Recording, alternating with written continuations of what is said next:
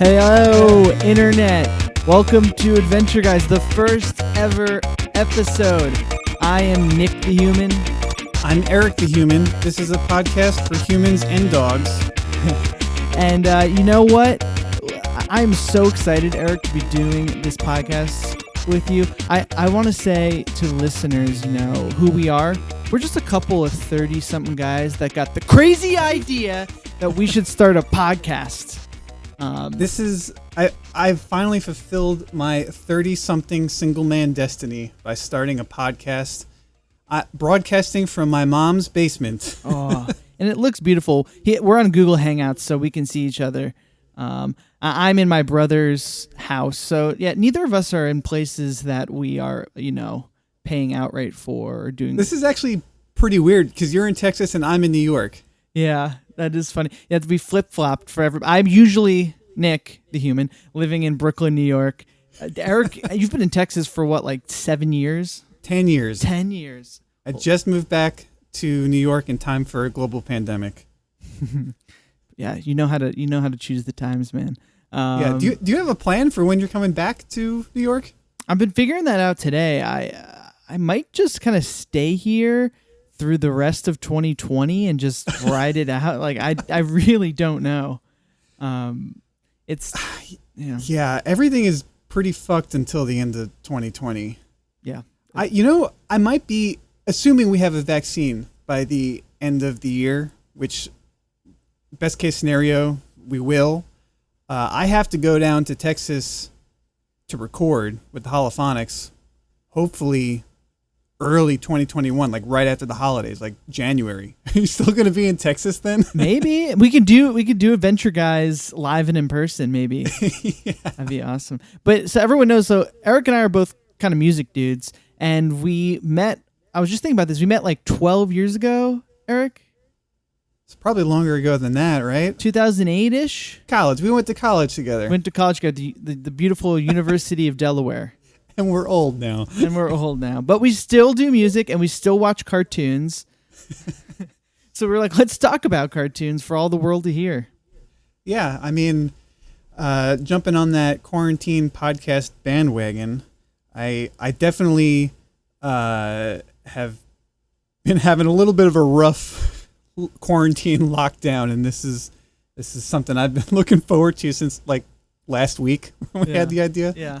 Yeah. And I'm so glad that you brought this idea up because, you know, we are joking, like, you know, it's pretty much required by law for early 30s dudes to just start a podcast. But there is a genuine love of this show and a friendship here. And I mean, I guess just to set the table for the podcast before we get into our first episode, I guess we should say is where I'm coming to the show from, Nick.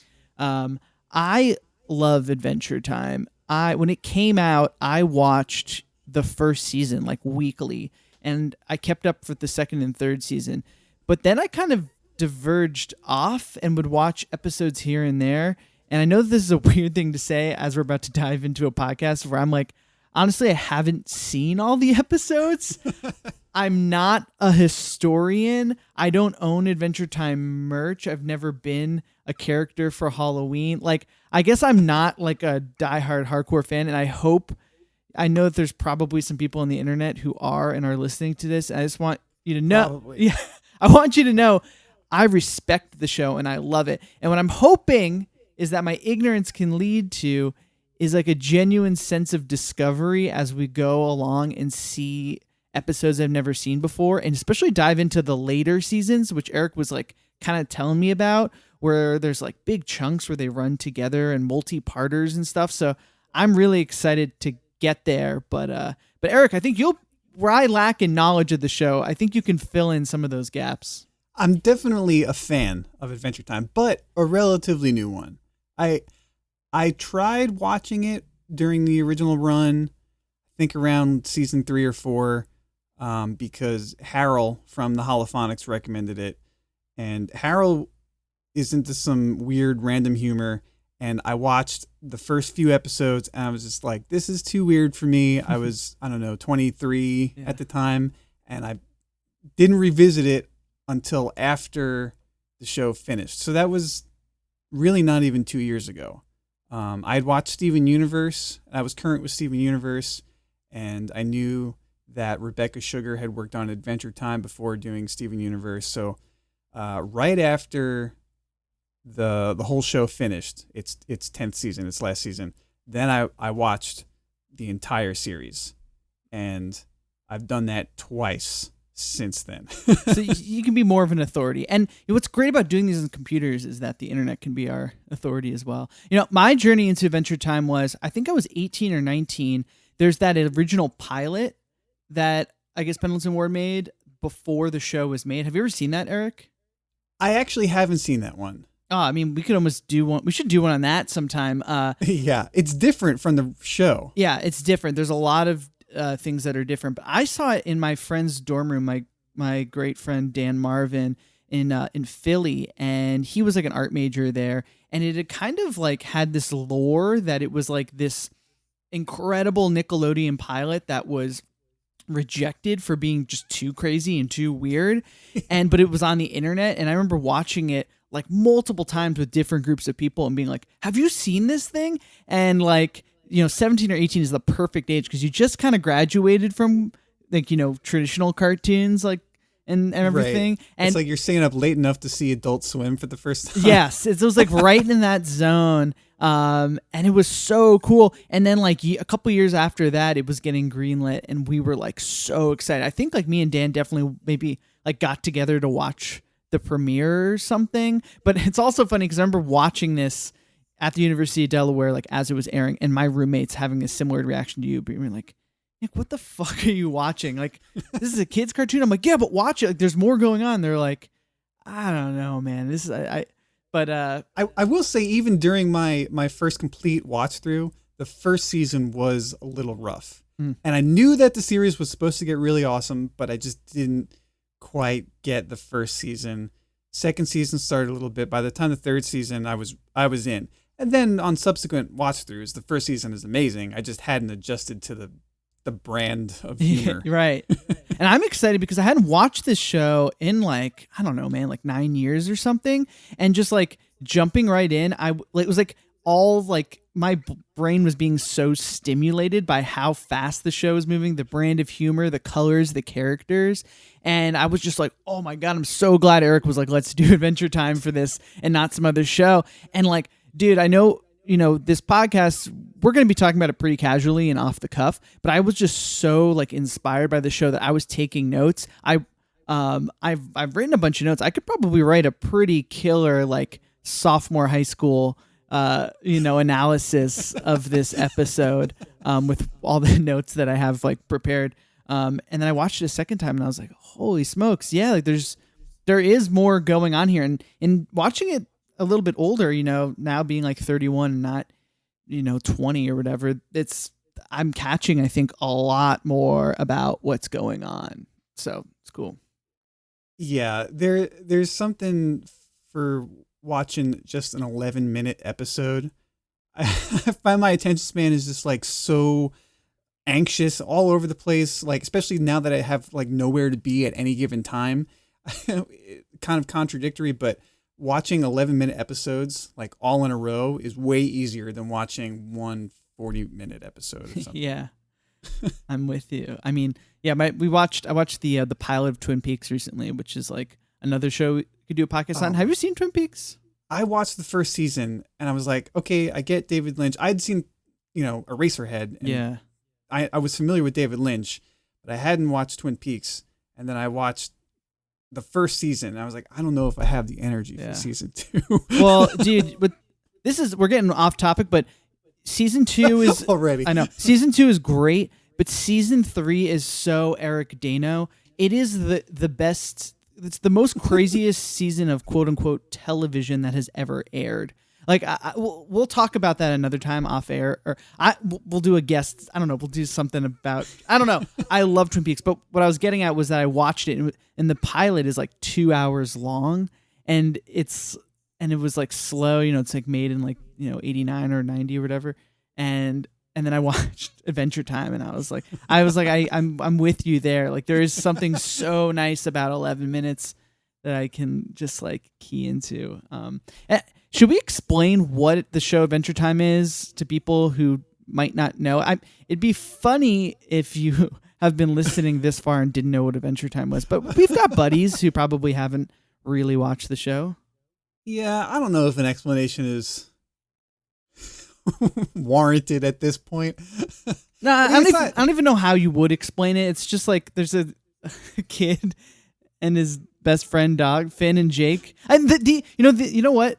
The theme song of the show tells you all you need to know. Yeah, that mark of a good cartoon theme song. Here. Just give you the premise, and they're only like 20 seconds long. It's perfect. But I think also, so the episode that we're going to discuss today is season 2, episode 1, right? Yeah, we're not really going to follow a scheme or an order or a reasoning on which episodes we're watching. We're just going to start with season 2, episode 1. Yeah, and then next week we might jump to season 4. We don't know. Yeah, we'll have to figure out how we pick the episodes. Yeah, there's no system yet. And the system could change too. We're not going to be dogmatic about it. I don't believe that's not our way. And yeah, sure. Why not?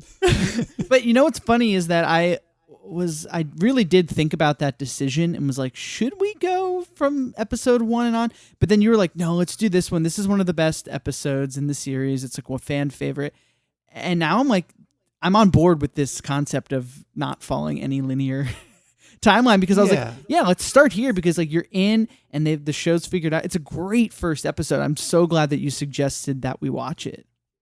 Yeah, well, I wanted to do a Marceline episode first, because Marceline she's a fan favorite. Marceline the Vampire Queen. And this also has one of the okay, so are we discussing this episode now? Let's start discussing the episode, yeah. Let's discuss the episode.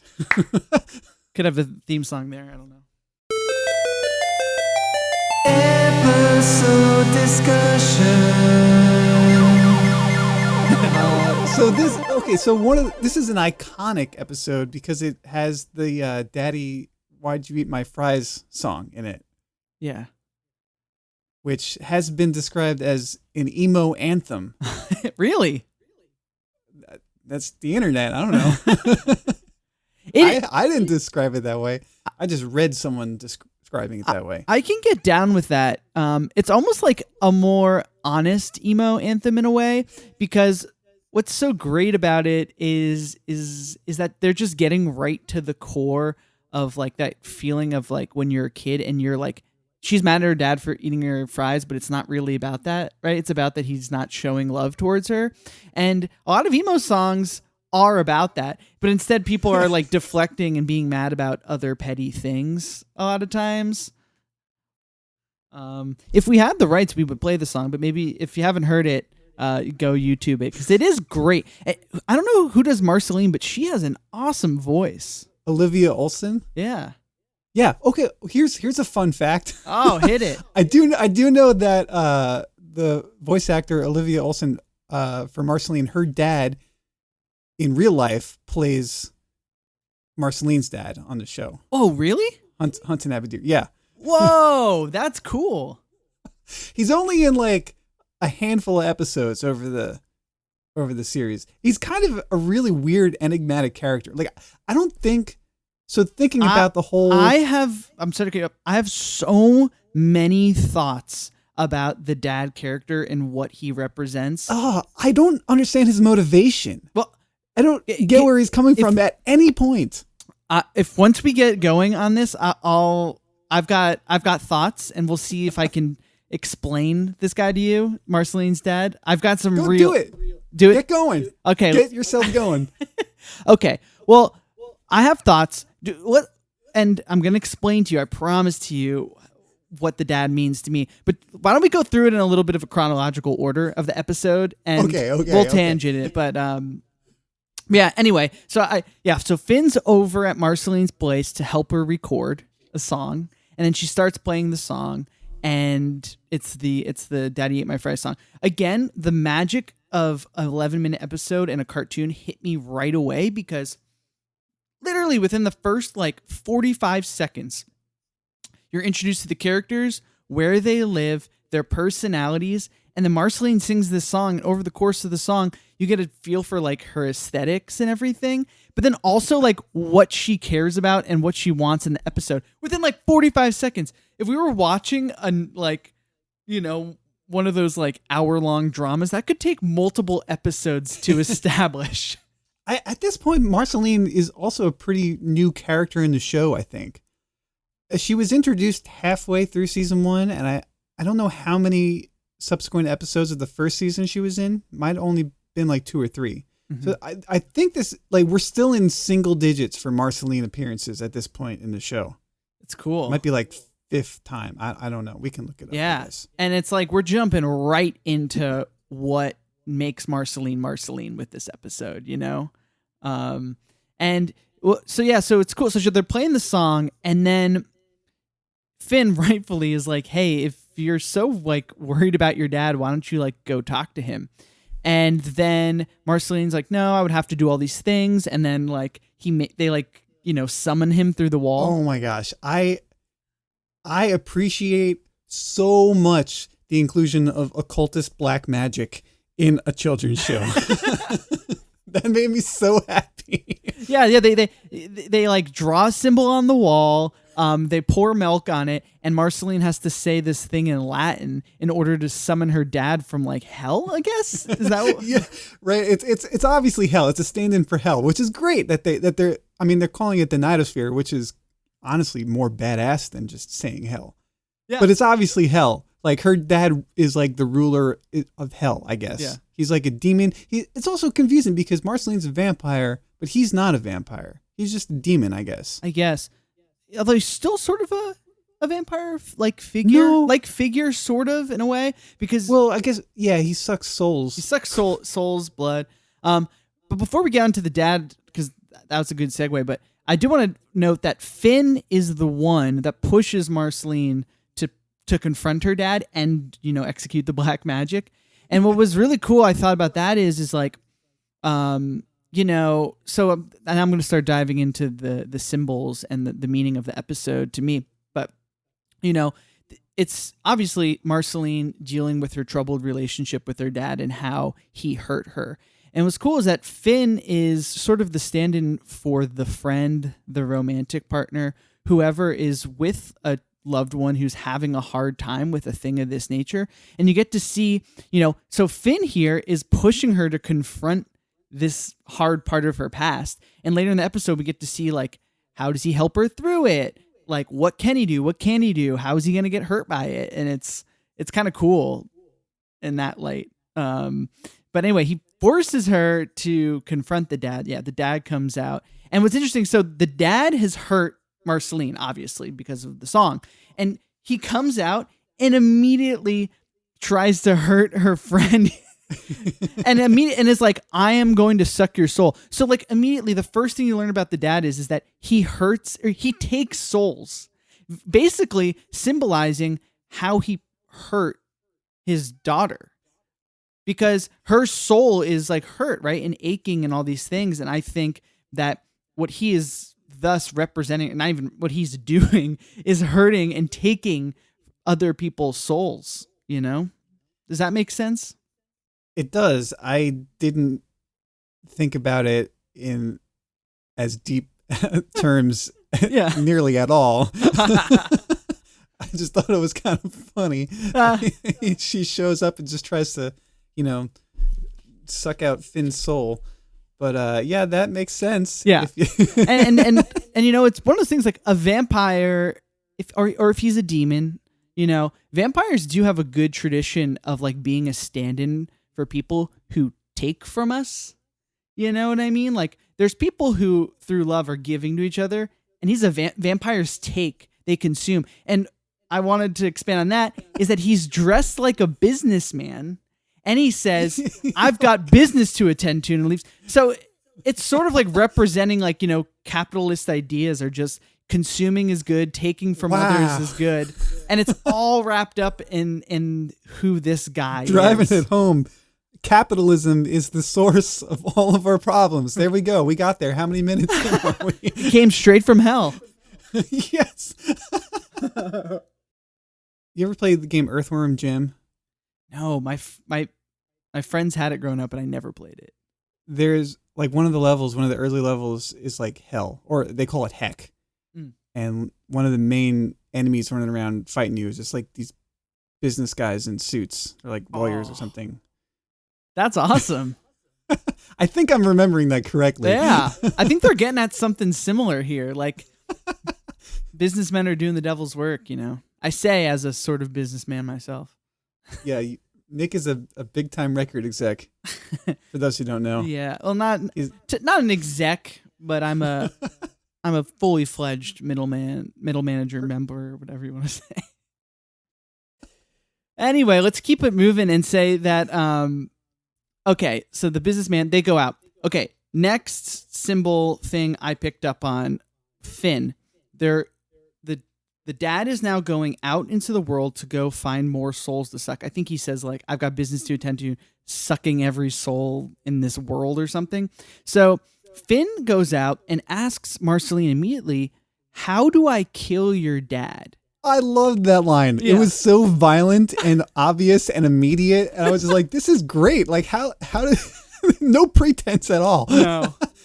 Oh my God. Yeah. It's so great. And what she says is no, and Finn is like, you know, he's like, oh yeah, I shouldn't have asked to kill your dad. And then Marceline's like, no, you can't kill my dad.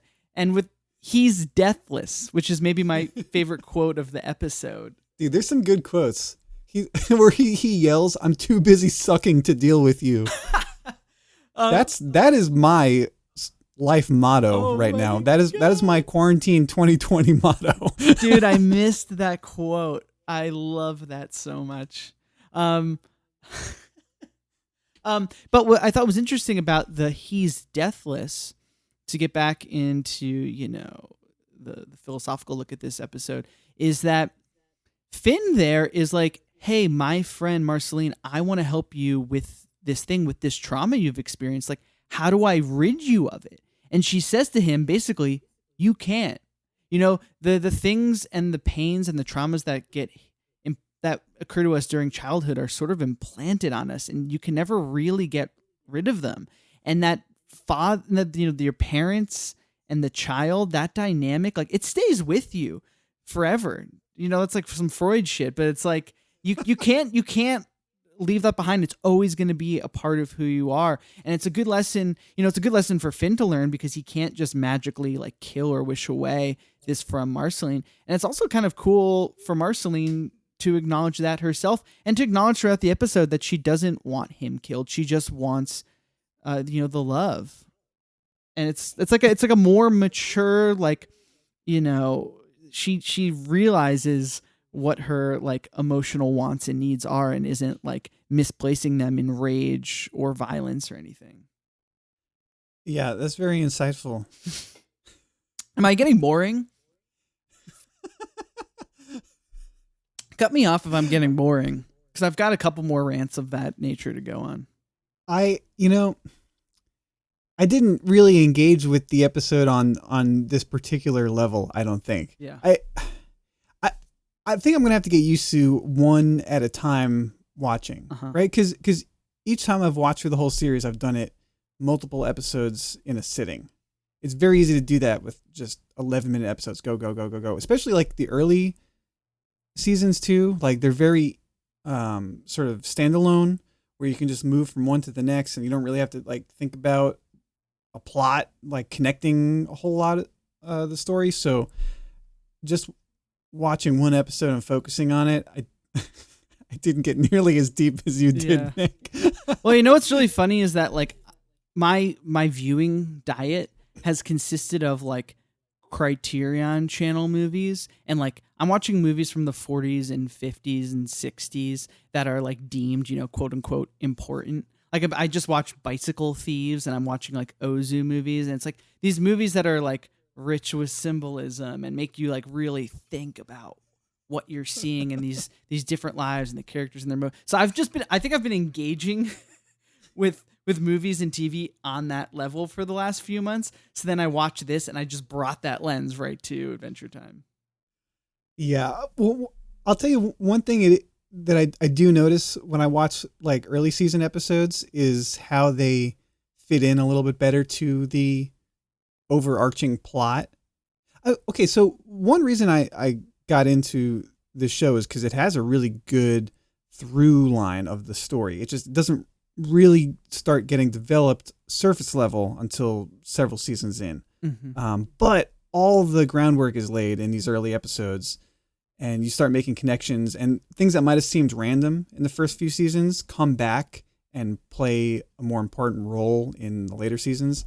And there's just some like little offhand comments where he's talking, Hudson's talking to Gunter, the penguin. Uh-huh. And he's like, this is the most evil being I've ever encountered. And have you seen episodes? I think it's season 6. No, I was like, what is up with this penguin and Ice King interaction? Like it was the only part of the episode that didn't really serve a purpose to that particular episode. It's connected. Okay. So, I mean, You can we talk. have to break this seal. Yeah. If you haven't seen episodes, you're going to get stuff spoiled. That's okay. Okay. It's getting spoiled for me right now too. I'm on board. Gunter the penguin is an immortal evil being called Orgalorg, who he was an alien that is trapped on the Earth by the Earth's gravity compressed into the form of a penguin. And he doesn't remember his past as the evil Orgalorg. How do they know then that's who he indeed is? Like, well, no, because he becomes aware of his past and his being. He remembers it. There's a whole arc. I think it's in season 6 where Orgalorg is sort of the big bad that they have to fight. Oh my! And Ice King's just like, yo, my trusty companion Gunter, What's the hell you doing right now? Oh my gosh! But they had that planned, I guess. Or I don't know if they had it planned. Maybe it was an offhand random comment in season 1 that they just said a bunch of seasons later, maybe we're going to make this penguin the main antagonist. Yeah. I like also to think like they were probably just like, we should give the Ice King's penguins like some personality or something. And then like maybe later we can play with that. Yeah, well, there's a weird relationship between Gunter and the Ice King, and also Marceline and the Ice King. Mm-hmm. And in some of the later episodes where they start doing flashbacks to Marceline and Ice King's past, where Simon is turning into the Ice King and starts going crazy and calls Marceline Gunter. Whoa!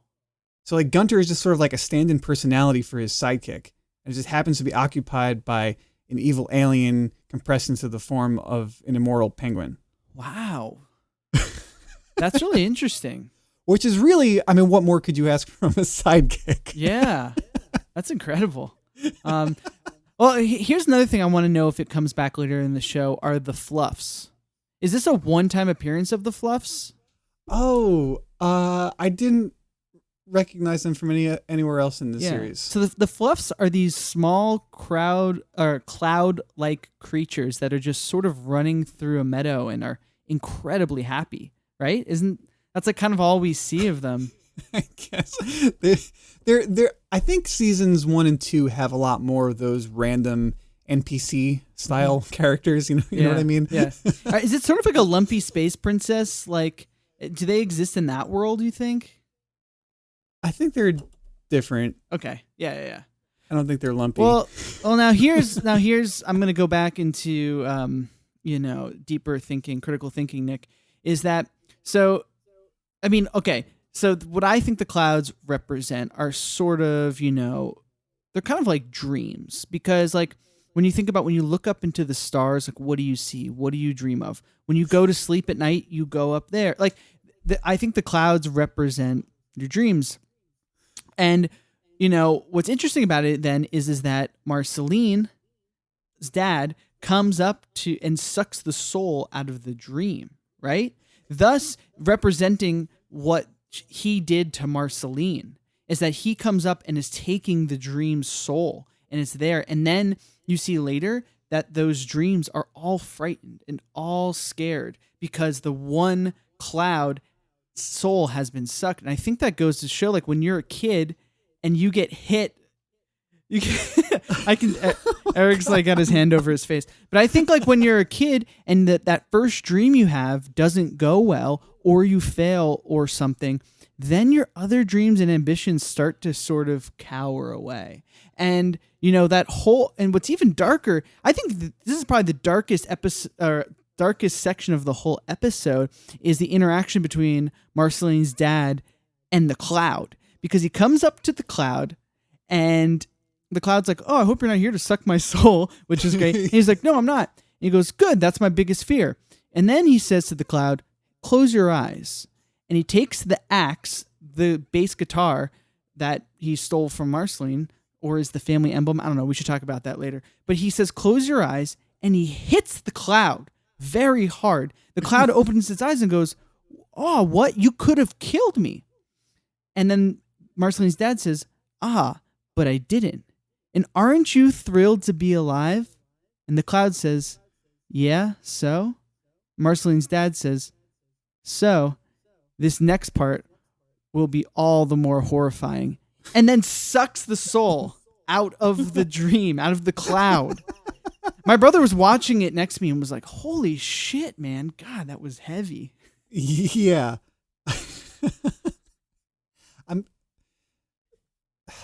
I'm glad that we're analyzing each and every little tidbit here. I know, we're going deep. These episodes, I think they take something like 9 months for them to produce. Wow. And then we watch it from beginning to end in 11 minutes. So yeah, a half-hour discussion is the least it deserves. and I looked it up, and it was cool to see that this was nominated for an Emmy for, like, outstanding animated program, like this episode. Oh, and I was like, damn right, it should have been. And anyway, like, okay, I only got one more of those rants to go on. So if you're getting bored of them, Eric, it's I've only got one more. But anyway. What's interesting is that also, which is going to relate to our music love, is that when Jake comes and goes, we have to get the soul back for this cloud and everything. And Marceline yells at him, "If you want to help them, help me get my bass back."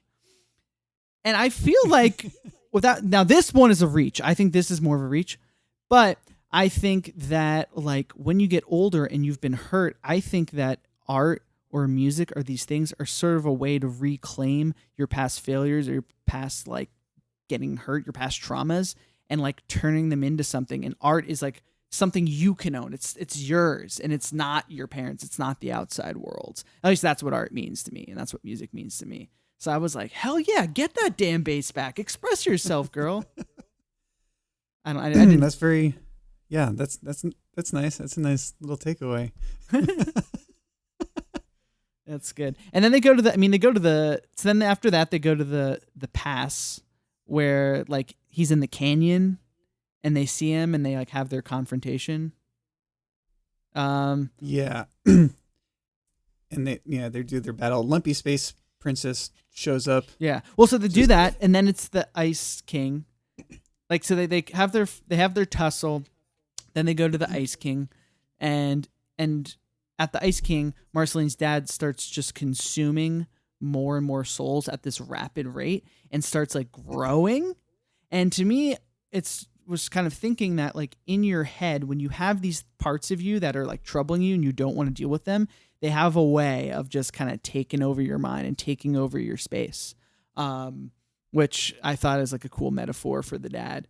But anyway, he gets big, right? And then you kind of see the true form of the dad, which is that inner, like, what is that creature? Like, basically, like, the head and the whole demon vampire businessman exterior kind of goes away. And it's this, like, bug that's just eating souls. It's super creepy. It's like, it's a kid's show. Like, I keep coming back to, like, this is a kid's show. How did they do this? How did they, like, there must have been, like, I don't know what a typical 6-year-old thinks of that. Yeah. It's probably scary, right? It's really scary. I was kind of like, horrified. And I watched the episode a second time, and what you get to see is as the dad is going through the episode and sucking souls, you see that thing inside of his throat deeply. And there's a couple scenes where it's clear that that thing is speaking. And it is not necessarily the mouth of Marceline's dad. It is the creature in the back of his throat, which I found really horrifying. And now, for my final rant here, is that what I thought was interesting was that when that thing is what's speaking and what takes over, is that that's really what Marceline is at odds with that thing inside of her dad. It's the thing that aims to continue to consume souls, to consume her fries, to just take, to be business, but not necessarily give her the love or affection or attention that she deserves. And, and the more and more he consumes, and he's all he's focused on is consuming from people, not giving anything to anyone, including love. And it just keeps growing. And I thought that was a cool thing, because a lot of times you're mad at somebody and you're not mad at the person, you're mad at the behavior, or you're mad at something like, it's like mean, bad people aren't just mean and bad on their own. There's like a trauma. There's like a whole life that's powering it. And it's like, I think a lot of times we're mad or annoyed at that part of a person and not the person as a whole. So I thought it was kind of cool that they almost like gave that part of the dad its own form to show like, oh yeah, we're mad at that weird thing that's inside my dad that's kind of taking him over, this gross, greedy, disgusting thing, and not necessarily the dad itself, because it's like a different thing almost, and it overtakes. And I don't know, that clicked for me on the second viewing, and that's how I took it. And I found it really interesting. I mean, I'm interested so I'm just spewing off all this symbolic nonsense, and it all makes a lot of sense in my brain. I'm wondering, I don't know if the animators or if they had like thoughts about this, like the creators and writers. This was a Rebecca Sugar episode. I think Rebecca Sugar and Adam Muto. I would love to see what they think about it. Yeah, and and I think I don't know if I certainly would not have gone this deep at 19. But also like watching Midnight Gospel recently, which I know that they were involved with, but Pendleton was, and a lot of the it's kind of the same studio, I think. And they're getting into these types of territories that I'm talking about, I think, more on that show, Yes. Like very directly, like they're doing symbols of society. Like it's very more direct. But I was like, so I watched that recently, and watching this, I'm like, oh, I think there's like a similar kind of thing maybe happening here. I don't know. I could be reaching. Listeners, feel free to email us and tell me that I'm an idiot, or confer with me and tell me I'm a genius. That would be great. I would love that. My ego would love it. Do we have an email set up, Eric? We do. If you have any questions, comments, concerns regarding Nick's philosophies or otherwise, please send us an email at didyousee-the-mail@gmail.com. Why did you pick Did You See the Mail? Well, with that, I think it's time for our next segment. Are you ready to play Did You See the Snail? Did you see the snail? Did you see the snail? Did you see it? Nick, did you see the snail? No, I did not. Did you see the snail, Eric? No. And okay, moving on. Do we have any fun facts about this episode we need to talk about? I love that fact that Marceline and her dad are voiced by a real daughter-father like combo. Yeah, I loved that. That's just, I guess, I love doing, like, when I watch these shows, I always try and guess the voice actors, because they have a lot of cool talent to begin with, and then they have a lot of cool guest talent come on. So I'm always trying to guess, like, who's playing this character, this new character shows up, whatever. And then I'll look up on my phone just to confirm. Sometimes I'm right, a lot of times I'm wrong. I had no idea who that voice actor was, and I don't think he's been in a whole lot of stuff. I think he was just Olivia Olsen's dad. He'd done some stuff in other media a while ago. But I mean, he's only in a few episodes. The other cool thing about them is they wrote like an Adventure Time book. I forget what the focus of it is. I haven't read it, of course. But they wrote a book about Adventure Time or something. I don't know. Yeah, well, maybe we'll pick that up one day. You know, I'm looking online right now and reading about some cool trivia we could throw in. It says that this was Penn's favorite episode of the whole second season, which is cool. First one started off on a good note. Yeah. Yeah. So what are we?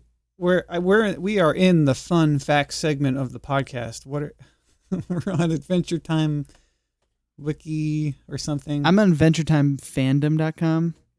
All right. We need to figure out a name for this segment. If you have any suggestions, listeners, please send us an email at didyousethemail@gmail.com. Well, here's a weird one. When Jake farts at the end when he's in Finn's pocket. Oh God, this was a Jake-less episode. Yeah. I totally forget every time I watch this episode. I'm just like you don't even realize Jake's not in it until the very end. He just turns over and farts. I know it's almost it's insane because you get to the end and you forgot that he was even missing, which seems like unfathomable because he's so incredible. But what's interesting is I said when he does that, his tail and ears are missing from the animation. I guess that was just like an error, you know. And I don't know. I'm looking on here; they've got all sorts of like errors listed, but some of them are just kind of dumb. Yeah. I don't know. I don't got any more fun facts about it, but I did love this episode. It was a good one. It was a very good one. Did you have a? Yeah. I was gonna say favorite quote, but we already kind of talked about that. He's deathless, and you were. I can't pay attention to you. Right, I'm too busy sucking to deal with you. Oh, and then I think it's Finn that yells, "I'll see you in the Nightosphere, you sick freak." Yeah. Which is, "I will see you in hell, you sick fuck." Right, basically. And his like pupils get huge when he says it. It's so good. Is there any other cool trivia on this list here for this episode? No, on the wiki they kind of give you a little cool insight into like how it was written, and how like Rebecca Sugar did work on it a lot, but she also had a lot of help from Adam Muto. I hope I'm saying that right. And she basically did a lot of the monster stuff at the end. He did all the meat in the middle, she said, and anything that was witty was done by Adam Muto. She said, "I'm usually responsible for sex jokes and violence," which is pretty funny. But it sounded like this episode was a bit more like rushed or last second or something. I don't know. It made it seem like it had to kind of come together maybe kind of quickly. I don't know. But I found that kind of interesting. Yeah, the whole process. I don't know. Maybe we can do like some sort of deeper dive into the process of how they make these episodes at some point. But it like storyboarding versus like writing a script is like a way different way of writing a show. And that's how they do. That's how they do it. They storyboard it, right? That's yeah. And it takes so long. And like once they do everything on their end, they have to send it away for it to be animated, and that takes months and months and months, and then they get it back, then they got to do all the other stuff. Wow. It's like the lifespan of creating these episodes is huge. Wow. And they made so many of these episodes. So many. Yeah. There's like 283, it says here, episodes. Yeah, so if we do one podcast a week for 283 weeks, how long is it going to take us to finish this? We're going to be at this for a while. Oh, man. But I'm excited to do it. This was really fun episode, man. I'm really glad that we're doing it. I'm excited to figure out how to talk on mic better and get my thoughts coming out clean. Right. I'm excited to come up with more philosophical and deep dive rants that I can just go off on. Maybe I can weave that into my everyday life. Do you want to give this episode some ratings? Yes. Let's do it. What are you gonna give it, Eric? I think it was algebraic. I'm gonna go algebraic too. No, what? I might even go mathematical. Yeah, it definitely was awesome.